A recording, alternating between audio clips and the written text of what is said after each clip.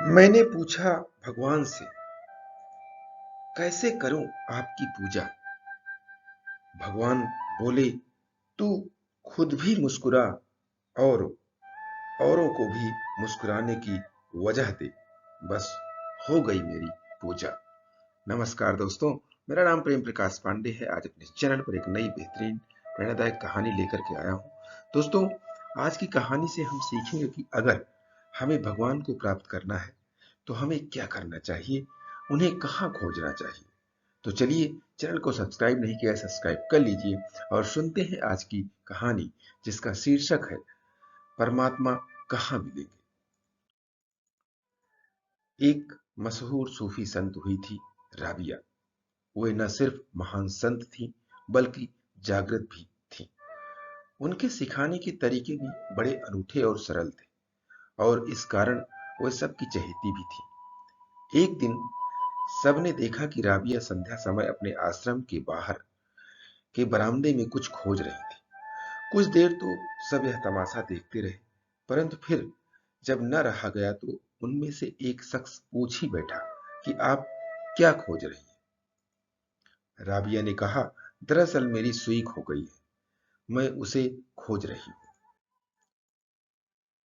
इधर राबिया के कहने की ही देर थी कि सभी राबिया के साथ सुई खोजने में भिड़ गए। लेकिन काफी मशक्कत के बाद भी सुई थी कि मिलने का नाम नहीं ले रही थी। जब काफी वक्त बीत गया तो किसी ने राबिया से पूछा कि सुई खोई कहाँ है। राबिया ने कहा, भीतर मेरे शयन कक्ष में। यह सुनते ही सब सोच में पड़ गए। कछुएक राबिया की बुद्धि पर हंसे भी। किसी एक ने राबिया से कि कहा भी कि कमाल करती हो, जब सुई खोई शयन कक्ष में है तो यहां कैसे मिलेगी। राबिया ने कहा, मिलेगी और जरूर मिलेगी। ठीक से खोजने की ही बात है। जब कमरे में अंधेरा है तो सुई वहां तो मिलने से रही, सो उसे उजाले में खोज रही हूं। तुम लोग भी यहां वहां की बातें मत बनाओ, चुपचाप खोजने में मेरी मदद करो, देखना वह जरूर मिलेगी। अब कुछ लोग, उन्हें राबिया पर अंधा विश्वास था, वे फिर से खोजने में लग गए। वहीं दूसरे, जिन्हें यह बात ही बेतुकी लग रही थी, वे दूर खड़े होकर तमाशा देखने लगे। लेकिन राबिया बड़ी गंभीरता पूर्वक सुई खोज रही थी। हालांकि कुछ देर बाद ही जो राबिया के साथ फिर सुई खोजने में लगे थे, वे भी दूर हो गए। अब रह गई थी अकेली राबिया। लेकिन उन्हें कोई फर्क नहीं पड़ रहा था।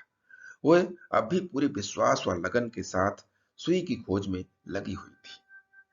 लेकिन जब काफी वक्त निकल गया तो दो चार को राबिया की हालत पर तरस आया। उन्होंने राबिया को समझाया कि सुई वहां नहीं मिलेगी, मिलने वाली, वह शयन कक्ष में खोई है, तो चलो वहीं चलकर ढूंढते हैं। राबिया ने कहा, लेकिन वहां अंधेरा है, यहाँ रोशनी है, सो उसे यहीं खोजना बेहतर है।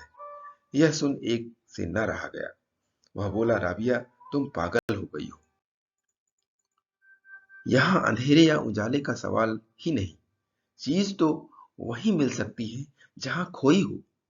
राबिया हंसते हुए बोली, मैं भी पहले ऐसा ही मानती थी, लेकिन फिर तुम लोगों को देख भ्रमित हो गई, क्योंकि जो खुदा मन के गहरे अंधियारों में खोया हुआ है, तुम लोग उसे सदियों से मस्जिदों और मजारों की चकाचौंध रोशनी में खोज रहे हो। सो मैंने सोचा, क्यों ना एक प्रयास मैं भी करूं। परंतु खुदा के मामले में मैं ऐसा जोखिम लेना नहीं चाहती थी, सो सुई पर प्रयोग कर रही हूं। यदि सुई बरामदे में मिल जाएगी तो मैं भी खुदा को मस्जिदों और मजारों में खोजने की जोखिम उठा लूंगी, वरना चुपचाप उसे मन की गहराइयों में खोजती रहूंगी। यह सुनते ही सभी स्तब्ध रह गए। सबके सब राबिया के चरणों में गिर पड़े।